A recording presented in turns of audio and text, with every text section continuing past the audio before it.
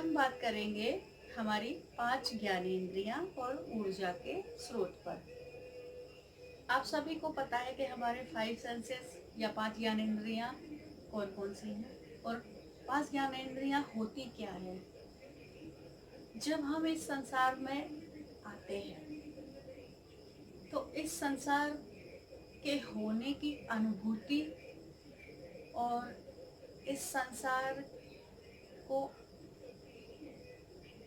महसूस करने के लिए हमें जिन मार्गों का सहारा लेना पड़ता है वो हमारे 5 सेंसेस या 5 ज्ञानेंद्रियां हैं। इन्हीं 5 ज्ञानेंद्रियों के माध्यम से हमें ये पता चलता है कि हम इस भौतिक जगत में जीवित हैं। तो ये 5 ज्ञानेंद्रियां कौन कौन सी हैं? आप सभी को पता होंगी, आँख, नाक, कान, जीभ और त्वचा। तो आँख से हम इस संसार को देखते हैं और देखने के साथ साथ जो भी हम मन में विचार लाते हैं उससे हमें पता चलता है कि ये संसार है। नाक से हम सुगंध को ग्रहण करते हैं, कान से हम सारी आवाज़ों को सुनते हैं। इन आवाज़ों को सुन के ही हमें अनुभूति होती है कि संसार में क्या है, क्या चल रहा है, और जिस तरह की आवाज़ है उससे हम अपने मस्तिष्क में विचार बनाते हैं कि इस संसार में क्या है, किस तरह का है, उसे अनुभव करते हैं। जीभ से हम स्वाद लेते हैं और उस स्वाद से हम पता लगा सकते हैं कि हमने कौन सा भोजन ग्रहण किया है, और हर एक प्रकार के भोजन में हम अलग अलग वर्गीकरण कर सकते हैं। और त्वचा यानी स्पर्श के माध्यम से भी हम छू करके या हम इस संसार के अनुभवों को ग्रहण करते हैं। तो जिस तरह से हमें ये संसार दिखाई देता है, सुनाई देता है, या अन्य जो हमारे सेंसेस हैं उनसे हम इस संसार के बारे में अपनी एक धारणा बनाते हैं, और उस धारणा को मान करके ही हम पूरा जीवन पर्यंत चलते हैं।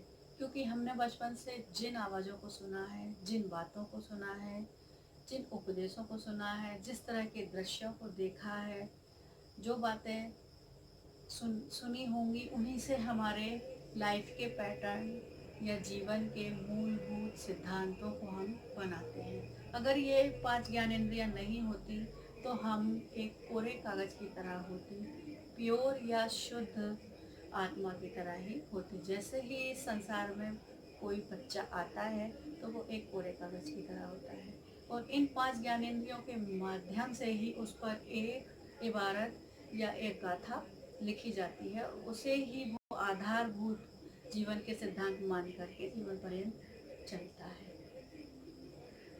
तो अब ज़रूरी है कि सार अगर निकालें तो इन ज्ञानेंद्रियों के माध्यम से हमने क्या देखा कि ये संसार कैसा है।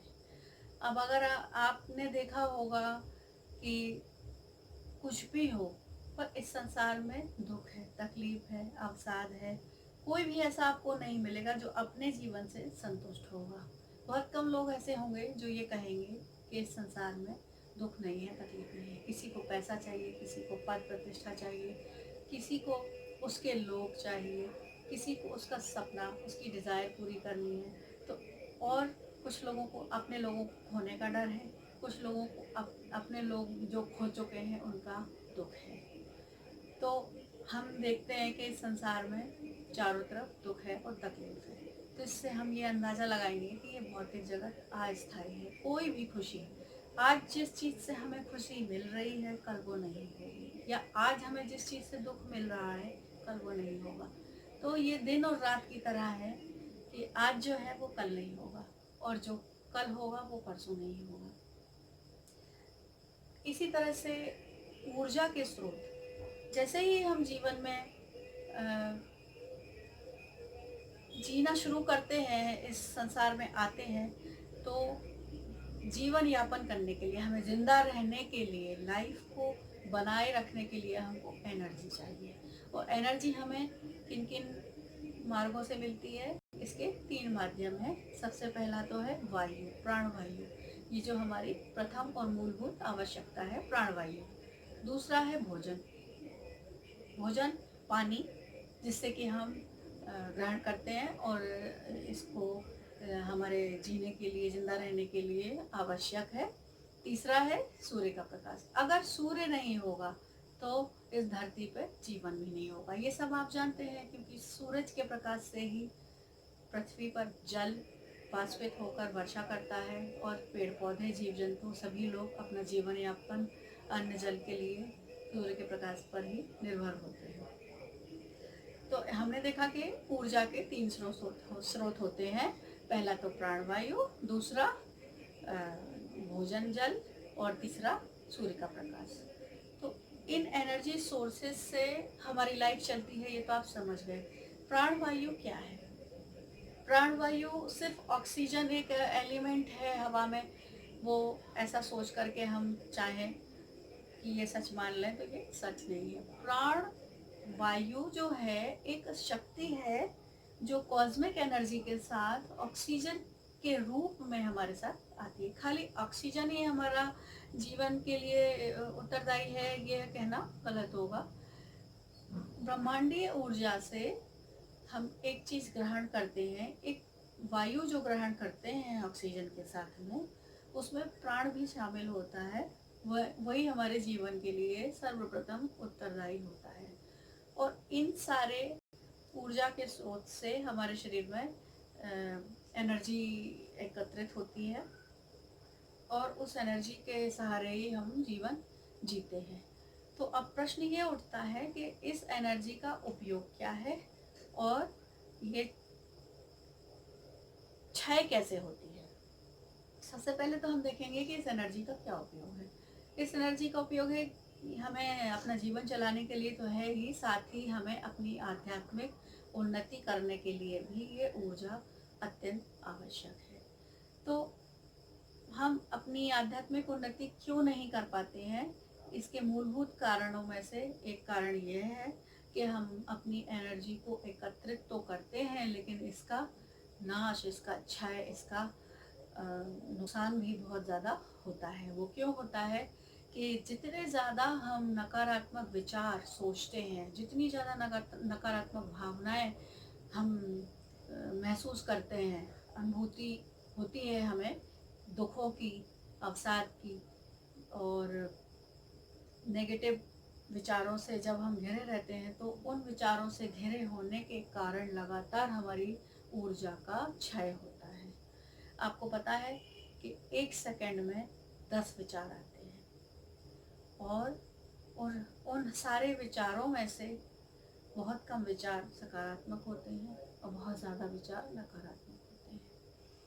उन नकारात्मक विचारों से या तो हमारी एनर्जी का क्षय होता है, और जब एनर्जी का क्षय होता है तो हम किसी भी एक लक्ष्य को पाने में असमर्थ होते हैं, हम किसी भी सफलता के शिखर को पाने में असमर्थ होते हैं। और इन्हीं सब उलझनों के चलते हम अपने लाइफ के पर्पस को भी कभी समझ नहीं पाते हैं। आपको पता है लाइफ का पर्पस क्या है? आपने ये जाना, 5 ज्ञानेंद्रियों के माध्यम से आपने जाना कि इस संसार में दुख है, तकलीफ है, कोई भी चीज़ स्थायी नहीं है। तो इस स्थायी अस्थायी जगत से स्थायी जगत को पाने के लिए हमें आत्मज्ञान की जानने की अत्यंत आवश्यकता है। और उस ज्ञान को जानने के लिए हमें आत्म अनुभूति करना होगा। और उस आत्म अनुभूति को हम कैसे प्राप्त करेंगे? अपनी ऊर्जा को, अपनी शक्ति को बचा करके उसका उपयोग हम स्वयं को जानने में करेंगे। और उसके लिए हमें नकारात्मक विचारों से, भावनाओं से सर्वथा दूरी बनानी होगी। वैसे तो ध्यान के जगत में ये कहा जाता है कि किसी भी प्रकार के विचार हो, किसी भी प्रकार की अनुभूति हो, भौतिक जगत से जुड़ी हुई सारी अनुभूतियों से परे जाकर के भूतकाल में और भविष्य काल में जो भी घटनाएं भूतकाल में हो चुकी हैं, जो भविष्य में घटने वाली हैं, उन सभी विचारों में उलझे रहकर और सारी नकारात्मक बातें जो हमारे आसपास हो रही हैं या जो हो चुकी हैं, उन सब के बारे में सोच सोच के हमने ऊर्जा का जितना क्षय किया है, उसको हम ऊर्जा को हमें एकत्रित करना होगा। हमें इन सब विचारों से बचना होगा, अपनी शक्ति का संचय करना होगा। पास्ट में, भूतकाल में जो हो चुका है उसमें ना फंसकर, भविष्य की कल्पनाओं में ना फंस करके हमको वर्तमान में उपस्थित रहकर प्राणवायु का संचरण अपने शरीर में करके आत्म अनुभूति प्राप्त करना होगी। तभी हम इस जगत से, दुखों से, सभी से मुक्ति पा सकेंगे।